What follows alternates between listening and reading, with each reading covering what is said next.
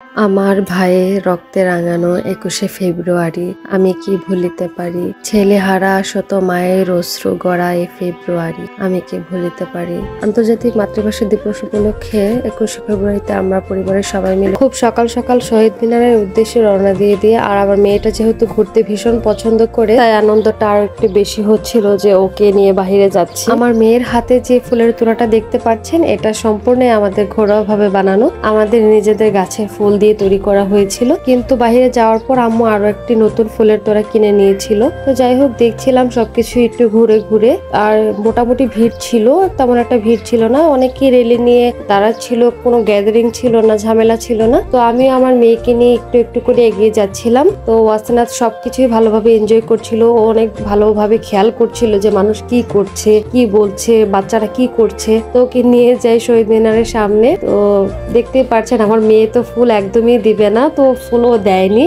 আমিও ওকে জোর করিনি। তো যাই হোক, ছোট মানুষ, ওর কিন্তু ফুল অনেক বেশি পছন্দ ছিল, তাই ও ফুল কাউকেই দিবে না, আর ও তো ছোট মানুষ বুঝেও না। তো এখানে আমি সবটুকু দেখাচ্ছিলাম, ওকে বুঝাচ্ছিলাম যে এটা কি বা ওটা কি, ছোট মানুষ। আর হচ্ছে আমি আমার ওয়াসনাতে কিছু ছবি ক্লিক করেছিলাম ওর পাপাকে দেওয়ার জন্য। আমার মেয়েটা একদমই ছবি তুলতে চাচ্ছিল না, যেহেতু এখানে অনেক মানুষ ছিল, কোলাহল ছিল, কিন্তু সে ভীষণ হ্যাপি ছিল। তো যাই হোক, আমি আশেপাশের অবস্থাগুলো দেখছিলাম। 1952 সালের ভাষা আন্দোলনের মাধ্যমে অনেক ভাইদের, অনেক বোনদের রক্তের বিনিময়ে আমরা এই মাতৃভাষাকে অর্জন করেছি। তাই এই ভাষার প্রতি আমাদের সকলের শ্রদ্ধা ও সম্মান রাখা প্রয়োজন। এই ভাষাকে আমরা আমাদের সঠিকভাবে প্রয়োগ করা প্রয়োজন।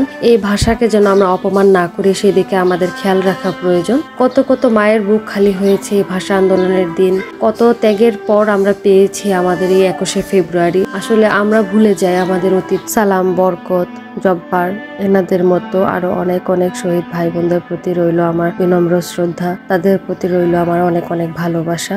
সবাই আমরা মন থেকে যেন দোয়া করি, আল্লাহ পাক যেন ওনাদের জান্নাত নসিব করেন, ওনাদের জন্য ভালো রাখেন। তো যাই হোক, সকাল সকাল আমরা যেহেতু বের হয়ে গিয়েছিলাম, বাসা থেকে কোনো নাস্তাই করিনি, এত সকালে তো নাস্তা করাও যায় না। তো তারপর আমরা সবাই মিলে নাস্তা করতে চলে যাই। তো নাস্তা করতে থাকি, আপনারা আমাদের সাথেই থাকুন আর পুরো ভিডিওটা এনজয় করুন। সবাইকে অনেক অনেক ভালোবাসা।